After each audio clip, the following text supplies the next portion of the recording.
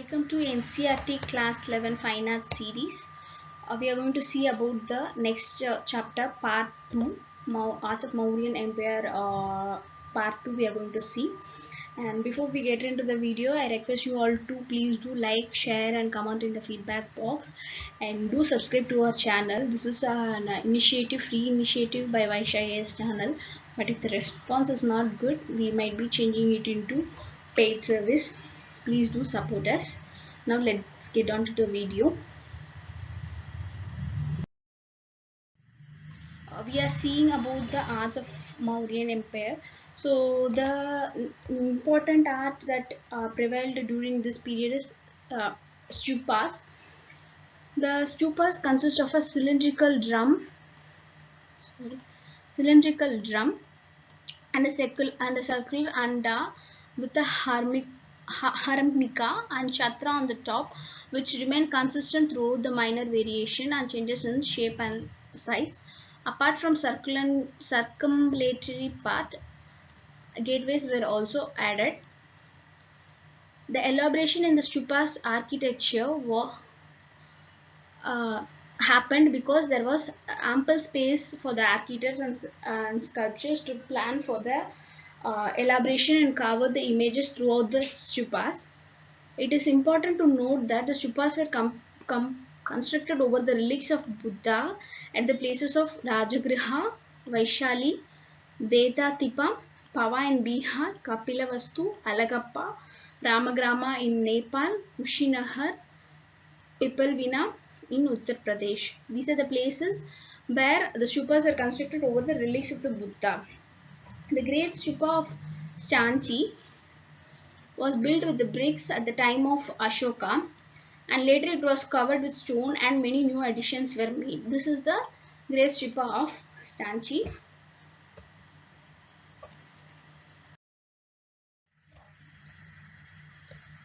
This is the stupa. This is how this picture depicts you how the stupas were decorated in the later part, and in the starting actually the stupas were constructed barely, then elaborations were made. The patronage of stupas was very collective, and it was patrons vary from devotees to kings. Few inscriptions say that artisans such as Kanha at Pitalkhora and his disciple Balaka at Konden caves in Maharashtra.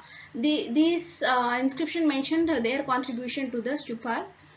The artisans categories like stone carvers, goldsmiths, stone polishers, carpenters are also mentioned in the inscriptions for their contributions in the stupas.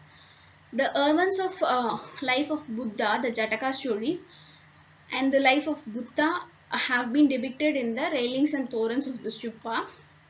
The main events associated with the Buddha's life, which were frequently depicted, were like birth of Buddha and renunciation, enlightenment, Dhammachakra Pravatana, Mahaparinibbana, liberation from the cycle of birth.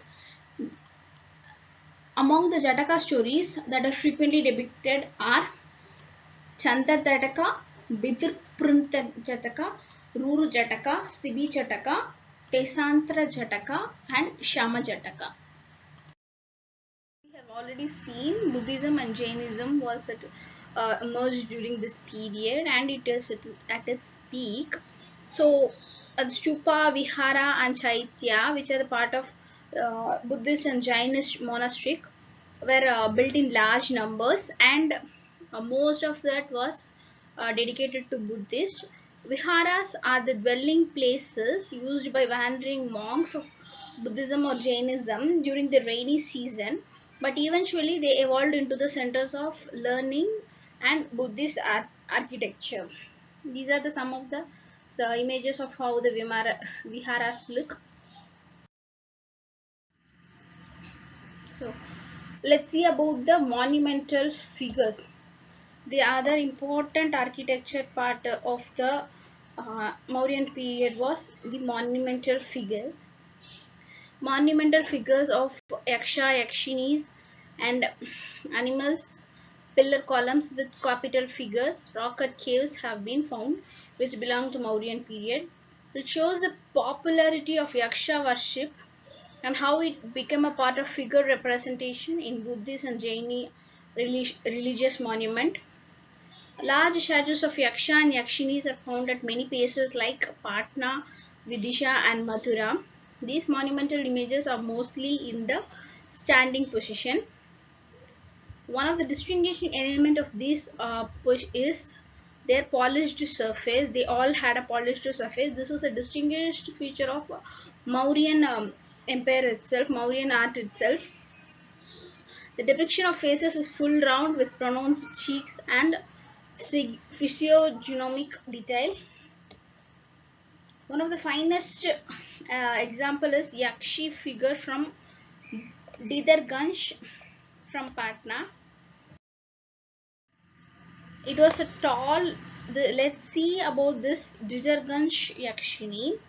This Didarganj Yakshini is a tall, well-proportioned, freestanding sculpture made of sandstone with a polished surface. This is what Didarganj Yakshini. This is the image of the Didarganj Yakshini.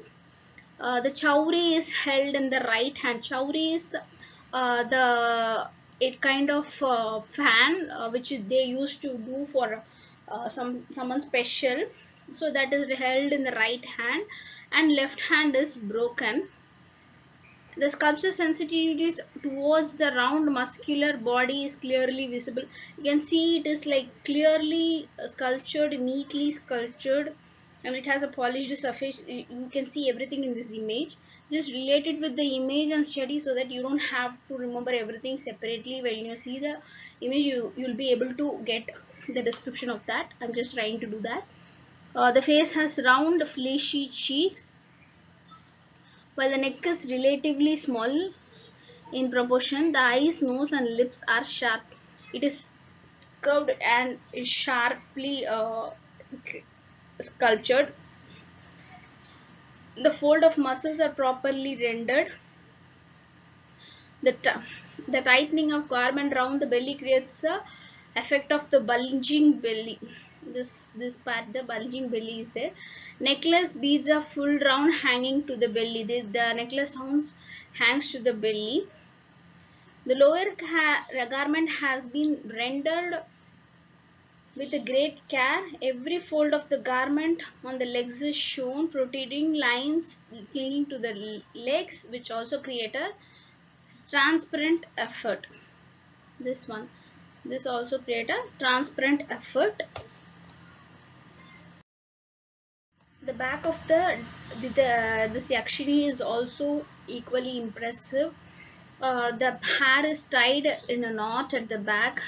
Look at here, the hair is tied at the knot at the back, and the back is bare. The drapery at the back covers below the legs. This one they have given in the front and back. The detailed sculpturing has been done for the dresses. The fly whisk in the right hand is shown with incessant lines continued to the back of the remote. This is the fly whisk, which is like, it is like a fan which is used now, like a hand fan which we use. So that is also there with the incisions here.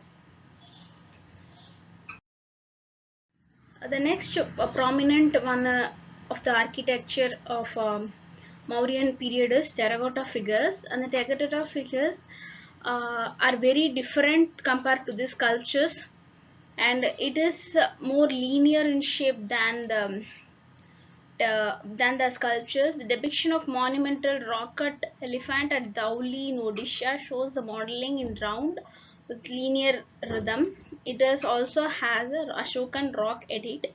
This is one of the terracotta figurine. This is elephant Dhauli in Odisha.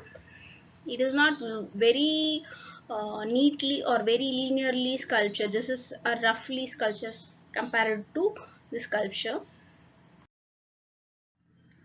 This is the Lomas Rishi cave. The rock-cut cave carved at Barabar Hills near Gaya in Bihar is known as the Lomas Rishi cave. The facade of the cave is decorated with the semicircular Chaitya arc as the entrance. As you can see here, this is semicircular Chaitya arc as the entrance. The elephant phrase carved in high relief on the Chaitya arc shows considerable movement. This is what the interior hall of this cave is rectangular with a circular chamber at the back. The entrance is located on the side wall of the hall. Cave is donated by Ashoka for the Ajvika sect. Though Ashoka patronized Buddhism most, he also have done for Ajvikas and Jains also. The Great Stupa of Shanchi and Shanchi's other Buddhist monuments were collectively designated a UNESCO World Heritage Site in 1989. A fact to remember. Please do subscribe and check out our other playlist available in the Vaish IAS YouTube channel, and WhatsApp to 7200681675 for this number for the details on the UPSC's biggest test series. Thank you.